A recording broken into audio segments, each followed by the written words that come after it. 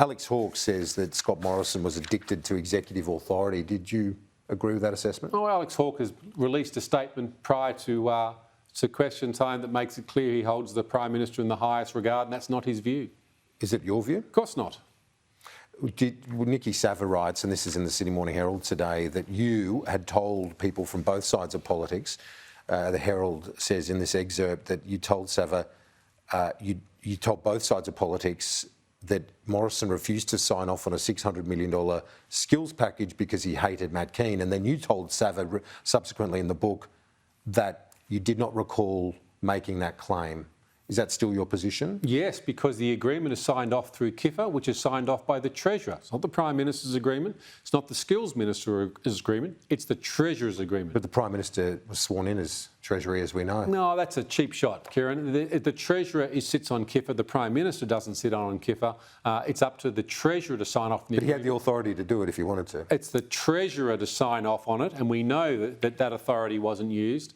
Did Scott Morrison hate Matt Kean? Well, I think that Mr Morrison and Mr Kean's relationship has been well understood and well played out in public.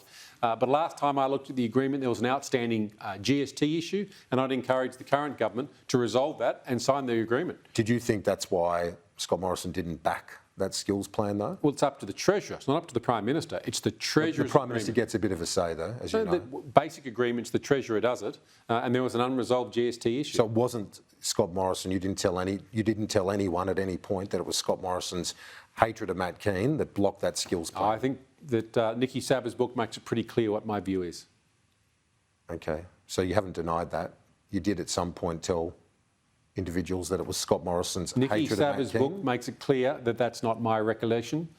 There was an outstanding GST issue, notwithstanding... Did you say it again now? What's that? Why didn't you just say it again now? That Scott Morrison, you did not tell anyone that Scott Morrison hated Matt Kean and therefore blocked that $600 million package. I don't think Scott Morrison does hate Matt Kean.